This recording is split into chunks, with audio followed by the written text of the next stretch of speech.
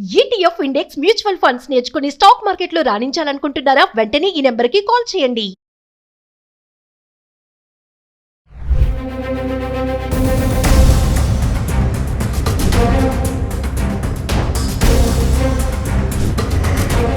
Hi hello నమస్తే, welcome back to Suman TV. ప్రస్తుతం మనతో పాటు ఉన్నారు పబ్లిక్ స్పీకర్ రజనీ రామ గారు. మేడంతో మాట్లాడదాం. నమస్తే మ్యామ్. నమస్తే నవీన్ గారు. మ్యామ్, అఘోరి ఒకసారి మనం ఒక వీడియో చేసాం అఘోరి పైన. మరి ఇప్పుడు రీసెంట్గా చూసుకుంటే ఒక బీటెక్ చదివిన అమ్మాయి నేను అమ్మతోటే ఉంటాను, అమ్మతోటే సేవ చేస్తానని చెప్పేసి ఇంట్లోంచి బయటకు వచ్చేసి మొత్తం తనతోటే ఉంటుంది. ఎక్కడ చూసినా న్యూస్లో ఏంటంటే అఘోరి ఇద్దరు లవ్వర్స్ అని ఒకటి అంటున్నారు. మరి ఒక తల్లిదండ్రులు చూసుకుంటే చాలా వాళ్ళ బాధ మామూలుగా లేదు. అమ్మ నువ్వు తిరిగి వచ్చేసేయి, ఇంటికి వచ్చేసేయి, అక్కడ కాదంటే నేను రాను అని కూడా చెప్తుంది కరాఖండిగా. నేను రానమ్మా, ఇంకా ఇక్కడే ఉంటాను, ఇంటికి రాను అని చెప్తుంది. అంటే దీన్ని ఈ అటాచ్మెంట్ అంటే ఆ ఏజ్లో ఎట్లా డైవర్ట్ అవుతుంది? లేదు కొంతమంది ఏమో వశీకరణం చేసింది మా అమ్మాయిని, అవి పూసి ఇవి పూసి ఏదో మంత్రాలు ఏవో చేసి ఇట్లా వశీకరణం చేసుకుంది, అందుకే ఇంకా ఆమెతోటే ఉంటుందని చెప్పేసి తల్లిదండ్రులు అంటున్నారు. దీన్ని ఎలా చూడొచ్చు అంటారు అసలు? ఇప్పుడు చిన్నతనం నుంచి కొంతమందికి ఒక ఏమంటారంటే ఆధ్యాత్మిక బాట అంటే ఇంట్రెస్ట్గా ఉంటుంది. పూజలు చేయడము, గుళ్ళకి వెళ్ళడము, ఒక పెద్దరకంగా మాట్లాడటము, అలాంటి ఇంట్రెస్ట్లు ఉంటాయి. ఇప్పుడు మనం ఆ మధ్య ఒక నాగ కన్య అని చెప్పి ఒకటి విన్నాం. ఆ అమ్మాయిని కూడా చదువు అనిపించి పూజల్లో పెట్టడము, ఒక అమ్మవారిగా కూర్చోబెట్టి భక్తులకి ప్రశ్నలకి జవాబులు చెప్పించడం, లాంటివి వాళ్ళ పేరెంట్స్ చేశారు, మనం చూసాం. అయితే అలాగే అంటే ఒక ఇంట్రెస్ట్ అండి, ఆ పిల్లకి కూడా ఆ ఇంట్రెస్ట్ ఉంది. ఎందుకంటే చిన్నప్పటి నుంచి అటువైపు మళ్ళించారు కాబట్టి ఆ అమ్మాయికి కూడా అటువంటి ఇంట్రెస్ట్ కలిగింది. సరే అయిపోయింది. ఇప్పుడు ఈ అమ్మాయి కూడా ఏంటంటే చిన్నప్పటి నుంచి అటువంటి మెంటాలిటీ, ఇంట్రెస్ట్ అనేది ఉండుండే చెప్తుంది, తన ఇంటర్వ్యూలో చెప్తుంది. కాబట్టి నేను ఎవరి బలవంతంతో ఇలా వెళ్ళలేదు, నాకు ఇంట్రెస్ట్. ఇంకా ఏంటంటే వీళ్ళకి చిన్నప్పటి నుంచి అనేకమైనటువంటి, నేను ఇది మన ఇదివరకు ఒక పాయింట్ చెప్పుకున్నాం, ఇది కూడా ఇలా చూస్తూ చూస్తూ మనం కూడా అలా అయితే బాగుండు అని అనుకునే వాళ్ళు ఉంటారు పిల్లల్లో. అంటే అందరికీ సాధ్యం కాదు అన్ని విషయాలు, కొంతమందికి వీలవుతాయి. ఏంటంటే ఇప్పుడు ఈ అమ్మాయి యొక్క నాడి తెలుసు కాబట్టి ఈ అఘోరి కూడా దానికి సంబంధించినటువంటి మాటలు చెప్పడము, అందులోకి వెళితే బెనిఫిట్స్ ఏంటి, బెనిఫిట్ అంటే వాళ్ళకి సంబంధించినవి ఉంటాయి. ఇలా అయితే మనం లోక కళ్యాణం చేయగలుగుతాము, అన్యాయాలను అరికట్టగలుగుతాము, నేను ఒంటరి పోరాటం చేస్తున్నాను, నాకు ఇలాగా ఇష్టం ఉన్న వాళ్ళు ఎవరన్నా జాయిన్ అయితే ఒక గ్రూపుగా మనం ఏదైనా సాధించవచ్చు అని ఒక మోటివేట్ చేస్తూ ఉంటారు. మేము చేసిందని కూడా చెప్తున్నారు వాళ్ళ పేరెంట్స్ వాళ్ళు. ఈ అమ్మాయి అయితే నాకు తను ఏమీ చెప్పలేదు, నా ఇష్టంగానే వచ్చానని చెప్తుంది. అయితే ఆ ఇంట్రెస్ట్ అనేది మెయిన్ ఉంది కాబట్టే అఘోరి నేర్పించినా, మోటివేట్ చేసినా ఈ అమ్మాయి కూడా ఓన్ ఇంట్రెస్ట్ తోటి అందులోకి ఇన్వాల్వ్ అవటం అనేది జరిగింది. అయితే తల్లిదండ్రులు కూడా వాళ్ళు మనకి పూర్తిగా తెలీదు ముందు నుంచి ఏం జరిగింది అనేది, కొంతవరకు అయితే తెలిసింది. ఆ తల్లిదండ్రులు కూడా అలా ఊళ్ళో చాలామంది పిలిచి భోజనం పెట్టడం లాంటివి చేశారు కాబట్టి మా అమ్మాయి పిలుద్దాం అని అంది. అంటే ఇక్కడ మనకు అర్థమవుతుంది ఈ అమ్మాయికి ఇంట్రెస్ట్ ఉంది ఇలాంటివి కాబట్టి అట్రాక్ట్ అయ్యి సాధువులాగా మన ఇంటికి పిలుద్దాము అని అన్నప్పుడు పేరెంట్స్ కూడా సరేలే చాలామంది పిలిచి పెడుతున్నారు, పుణ్యమేగా అని అనుకుని పిలిచామని చెప్తున్నారు వాళ్ళ పేరెంట్స్ అనేవాళ్ళు. పిలిచి పెట్టినప్పుడు ఒక 4 రోజులు మా ఇంట్లోనే ఉంది, మళ్ళీ తర్వాత వచ్చి ఒక 5 రోజులు ఉంది, మొత్తం 9 రోజులు మా ఇంట్లో ఉంది అఘోరి అని వాళ్ళ పేరెంట్స్ చెప్తున్నారు. అయితే అక్కడ కూడా చాలా విషయాలు జరిగాయని ఇంటర్వ్యూలో చెప్తున్నారు వాళ్ళు, తల్లి తండ్రి వాళ్ళ అన్నయ్య ఎవరైతే ఉన్నారో అతను, అందరూ కూడా ఏమని చెప్తున్నారంటే ఏదో మనం లోపలికి వెళ్ళి మాట్లాడుకోవటం కూడా అంత అవసరం లేదు, కానీ మరి డౌట్లు ఉంటున్నాయి కదా కొంత, మనం చెప్పుకోవాలి. ఏదో డబ్బు సాయం చేసిందని, ఈఎంఐ కాలేజ్ ఫీజు కట్టిందని అఘోరి. తర్వాత ఈ అమ్మాయికి చిన్ననాటి నుంచి వాళ్ళ నాన్న సొంత కొడుకులాగా పెంచుకున్న అతను ఎవరో ఒక అతను, విష్ణు అని ఒక అతను ఉన్నాడని, మరి అతను ఎక్కువ పెత్తనం చేస్తాడని, సొంత అన్నయ్య కంటే ఎక్కువ పెత్తనం చేస్తాడని అలాంటివి కూడా చెప్తుంది. మరి అంటే వాళ్ళ ఫ్యామిలీ విషయాలు ఏవో ఉంటాయండి, అవి మనకి చెప్పుకోలేము, మనకు తెలియవు. అంటే ఇలా పైన మనకు తెలిసిన దాని ప్రకారం మనం అనాలిసిస్ చేయగలుగుతాం. అంటే మామూలుగా చూసుకుంటే మేడం, ఇలా మామూలుగా తెలియని వ్యక్తినే మనం ఇంటికి పిలవం కదా, ఒకళ్ళు డోర్ కొట్టి వాళ్ళు మేము ఉంటాం 2 రోజులు ఇంట్లో ఉంటాం, నాకు ఏమైనా ఆశ్రయం అంటే కూడా ఇవ్వం. అలాంటిది అఘోరి అంటే చూడడానికి కొంచెం భయంకరంగా ఉంటారు వాళ్ళు. ఎట్లా వీళ్ళు ఆశ్రయం ఇచ్చారు, ఈ రోజు ఎందుకు ఏడుస్తున్నారు అంటే ఇప్పుడు అందరూ కూడా పిలిచి భోజనాలు పెట్టారుగా చాలా మంది. ఇప్పుడు పిల్ల కదా, చిన్నపిల్ల ముచ్చట పడుతుంది, పిలుద్దాం అని అంటుంది అని చెప్పి పిలిచామని చెప్తున్నారు వాళ్ళు. ఎందుకంటే ఆ లైన్లో ఆల్రెడీ ఉంది ఆ పిల్ల. ఎవరో సాధువు దగ్గర తను ఉండటము, శిష్యర్కం చేయడము, ఇలాంటివన్నీ ఉన్నాయి కాబట్టి ఆధ్యాత్మిక చింతనలో ఉంది ఈ అమ్మాయి, చిన్నపిల్ల. పిలుద్దాం పిలుద్దాం అంటుంది కదా, పిలుద్దామని పిలిచామని చెప్తున్నారు వాళ్ళు. సో ఆ క్రమంలో పిలిచారు. పిలిస్తే ఆ లోపల జరిగిన విషయాలు వాళ్ళ అన్నయ్య చెప్తున్నాడు. అది ఎంతవరకు నిజం అనేది మనకు తెలియదు.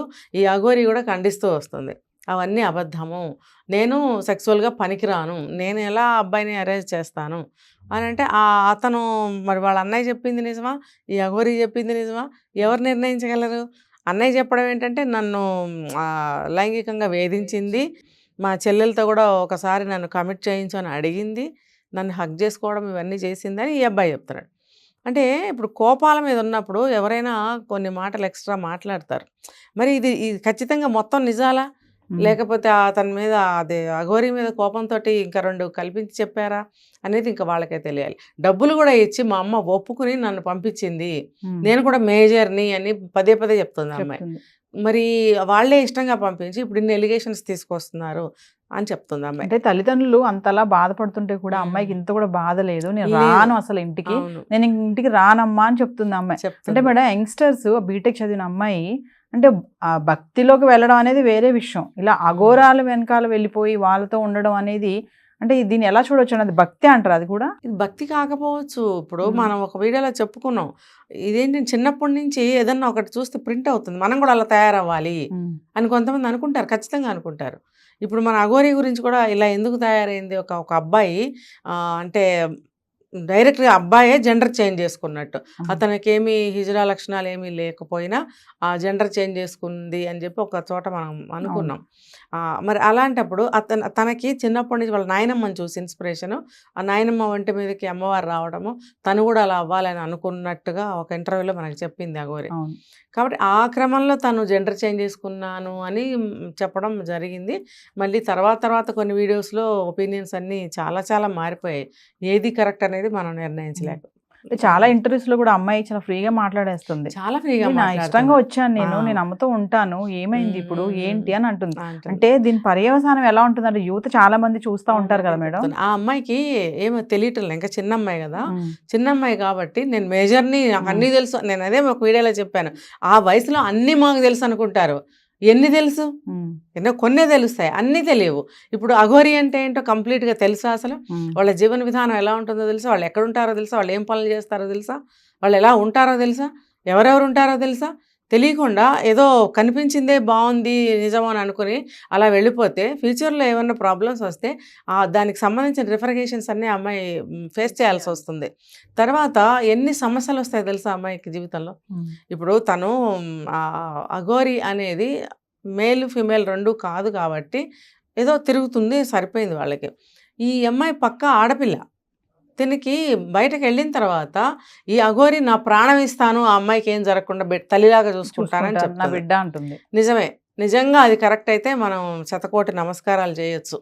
అయితే ఒకవేళ ఎక్కడైనా తేడా వస్తే ఈ అఘోరి వల్లే కాదు, వేరే ఎక్కడన్నా వేరే విధంగా ఏ విధంగానన్నా ప్రమాదం వస్తే ఆ సమయానికి ఉండొచ్చు ఉండకపోవచ్చు దగ్గర, అప్పుడు పరిస్థితి ఏంటి? ఈ అమ్మాయి కూడా గుడ్డిగా అసలు చాలా కాన్ఫిడెంట్గా మాట్లాడుతుంది. తర్వాత కొన్ని చోట్ల నాకు అర్థమైంది, తెలిసి తెలియని మాటలు కూడా మాట్లాడుతుంది, అనుభవం లేని మాటలు. ఏంటంటే అసలు ఇలాంటి అమ్మని అసలు అంతంత మాటలు అంటారా, పెద్ద భగవంతుడిని చూసినట్టు. డిస్టర్బ్ చేయకండి, అస్తమాట ఫోన్లు చేయకండి, రెస్ట్ కావాలి కదా అమ్మకి, ఫ్రీ ఉన్నప్పుడు కాల్ చేసి రండి, అందరూ ఒకసారి రావద్దు అని కూడా చెప్తుంది. మరి అక్కడ అర్థమవుతుంది ఆ అమ్మాయికి మెచ్యూరిటీ లెవెల్స్ ఎంత ఉన్నాయా. చదువుకుంది ఓకే, మేజర్ అయింది ఓకే, మిగతా అన్ని తెలియాలని ఏముంది, లైఫ్ నడిచే కొద్ది కదా అన్ని అనుభవాలు వస్తాయి. ఇప్పుడు పెద్దవాళ్ళు, ఇప్పుడు వాళ్ళ పేరెంట్స్ ఉన్నారు, వాళ్ళే ఇంట్రెస్ట్గా పంపించి ఇప్పుడు ఇంత గొడవ ఎందుకు చేస్తున్నారు అని ఈ అమ్మాయి అంటుంది. మరి వాళ్ళు కూడా మేము పంపలేదు, తనే ఇది ఎక్కడికో వెళ్తానంటే 120 రూపాయలు ఇచ్చానని తల్లి చెప్తుంది. ఏది ఏమైనా వాళ్ళకి వెనక ఏవో కొన్ని జరిగాయి, ఏదో వాదోపవాదాలు గొడవలు అన్నీ జరిగాయి. వాళ్ళు వెళ్ళొద్దని ఉంటారు, ఈ అమ్మాయి వెళ్తానని ఉంటుంది, ఏదో సంథింగ్ జరిగాయి కాబట్టి ఈ అమ్మాయి వచ్చేసినా కూడా వాళ్ళు ఏడుస్తూ రమ్మని పిలుస్తున్నారు. ఎంత కాదన్నా ఒక ఆడపిల్ల కదండి, అలా ఎలా వదిలేస్తారు? ఆ బాధ ఏదో తల్లిదండ్రులకే తెలుస్తుంది, ఆ పిల్లకి ఏం తెలుస్తుంది? అలా చిన్నప్పుడే సాధువుల్లో కలిసిపోయి నిజంగా హిమాలయాల్లోకి వెళ్ళిపోయి అసలు ఒరిజినల్ సాధువులాగా ఎక్కడో కూర్చొని తపస్సు చేసుకుంటుంటే ఆమె జోలికి ఏమీ రాకపోవచ్చు అనుకుందాం, మనం మంచిగా ఆలోచిద్దాం. కానీ ఈ సభ్య సమాజం అని వాళ్ళే వాడుతున్నారు అనేక సార్లు ఆ పదాన్ని. సభ్య సమాజంలో కనుక ఆ అమ్మాయి ఇలా తిరుగుతుంటే అఘోరీ మాత తను కాబట్టి చలామణి అవుతుంది. ఒక ఆడపిల్లని అంత మంచి దృష్టితో చూస్తున్నారా బయట? మరి ఆ అమ్మాయి కూడా ఆలోచించుకోవాలి. ఆ భయం తల్లిదండ్రులకు ఉంటుంది. కాబట్టి నేను ఎటు రాను రాను రాను అని చెప్తాను. సరే తను మేజర్ని అంటుంది. ఈ 2 కారణాలతోటి ఎవరం కూడా ఆ అమ్మాయిని మనం కూడా ఏం అనటానికి లేదు. తన ఇష్టంగా తను వెళ్ళిపోయింది. కాబట్టి మంచిగా తను ఒక మోసానికి గురవ్వకుండా, ఒక అబద్ధపు మాటల్ని నమ్మకుండా జాగ్రత్తగా తను కూడా వేసే ప్రతి అడుగు చూసి ముందుకు వెళ్ళాలని మనం కూడా కోరుకుందాం. అంటే మేడం చాలా మంది యంగ్స్టర్స్ కూడా చూస్తూ ఉంటారు. ఆ ఏజ్ ఖచ్చితంగా. గా ఉన్న వాళ్ళు ఇప్పుడు వీడియో ఇది బాగా హల్చల్ అట్రాక్ట్ అవుతుంది, అవుతారు. అట్రాక్ట్ అవుతారు. అంటే భక్తిగా వెళ్ళిపోవడం అనేది వేరే విషయం, కానీ ఇట్లా అఘోరీ మాత వెంబడి వెళ్ళడం అనేది మీరు అంటున్నారు గతంలో అమ్మాయికి అలాంటి ఆలోచనలు ఉన్నాయనేసి. ఓకే, నువ్వు భక్తి చేయి, పూజ చేయి, ఏమన్నా చేయి, తల్లిదండ్రులను కూడా ఆ అమ్మాయి పక్కన పెట్టిందంటే నేను రాను అని ఖరాఖండిగా చెప్తుందంటే వాళ్ళు అంత ఘనంగా బాధపడుతుంది. ఆ బాధ, ఆ చలనం కూడా ఆమెకు లేదు. లేదు, చూసే యంగ్స్టర్స్ కే కానీ మీరు ఏం చెప్తారు మేడం ఈ అనాలిసిస్? అది తెలుసుకోవాలి. అదే నేను చెప్తాను, దిగే ముందు లోతెంతో తెలుసుకోవాలి. ఇప్పుడు ఆ అమ్మాయి ఆధ్యాత్మిక భావనలో చింతనలో పడింది కాబట్టి తనకేమన్నా సెట్ అయితే అవ్వచ్చు. ఇప్పుడు ఆ అమ్మాయి ఇంకొక మెసేజ్ ఇచ్చింది, అది వండర్ అనమాట. ప్రతి ఇంటి నుంచి ఒక అమ్మాయి రావాలి అంటే ఇప్పుడు ఉద్రిక్తత మొదలవుతుంది. ఇటు ప్రతి అమ్మాయిలో ఒక రియాక్షన్ స్టార్ట్ అవ్వచ్చు, ఇదేదో ఉద్యమంలాగా ఉంది, మనం కూడా వెళ్దామని. తర్వాత ఏమవుతుందో వాళ్ళకి అర్థమవుతుందో ఆలోచించుకోవాలి. మనం కూడా చెడుగా ఏమి ఊహించొద్దు. ఇది నిజంగానే భగవంతుడు కల్పించి ఒక సమాజం బాగుపడాలని చెప్పి ఇలాంటి ఉద్యమాలు బయలుదేరేలాగా భగవంతుడు ఏమైనా అనుగ్రహించాడా, ఆ నమ్మకంలో ఉన్నవాళ్ళు ఆలోచిస్తారు. కానీ ఇది ఎంతవరకు జరుగుతుంది? ఎంతోమంది ఎన్నో చేశారు గతం నుంచి కూడా. ఎక్కడన్నా కొంచెం కూడా ఒక అంగుళమన్నా కదపగలిగారా? ఏంటంటే కాలక్రమంలో కాలమాన పరిస్థితుల ప్రకారం, అంటే ఆ పరిస్థితులు కూడా మారుతూ ఉంటాయి. వాటిని ఎవ్వరు ఏమీ చేయలేరు, ఎవ్వరికి వాళ్ళే జాగ్రత్త తీసుకుంటే తప్ప. అటువంటప్పుడు ఈ అమ్మాయి ఒక పిలుపునిస్తే కూడా మిగతా అమ్మాయిలు వెళ్తే కూడా అసలు వాళ్ళు ఆలోచించుకోవాలి. మనం వెళ్ళమని ఇక్కడ ఏం చెప్పట్లేదు, వెళ్ళకూడదనే నేను చెప్తున్నా. ఎందుకంటే ఆ నమ్మకాలు, ఆ ఒరిజినాలిటీలు ఎక్కడున్నాయి మనకు తెలీదు. అది వాళ్ళకి తెలుసా? మనమే ఊహించలేము, మనకే తెలియదు. హిమాలయాలు అంటూ ఉంటారు.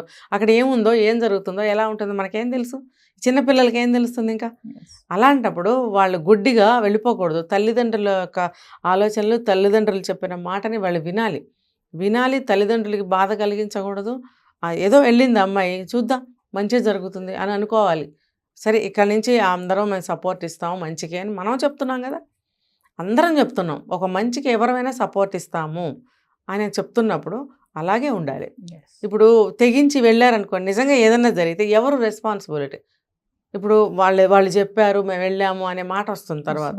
ఇది చాలా తప్పు.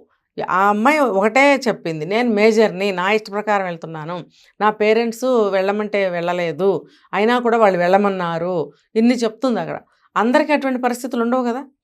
మరి అలాంటప్పుడు ఆ అమ్మాయి అందరూ రావాలి అనటం అనే విషయాన్ని అందరూ కూడా చాలా జాగ్రత్తగా చూడాలి. ఆ విషయాన్ని తొందరపడి వెళ్ళిపోవడము, కుటుంబాలను వదిలిపెట్టడము, తర్వాత ఏం జరుగుతుందో ఎవరు ఊహించలేరు.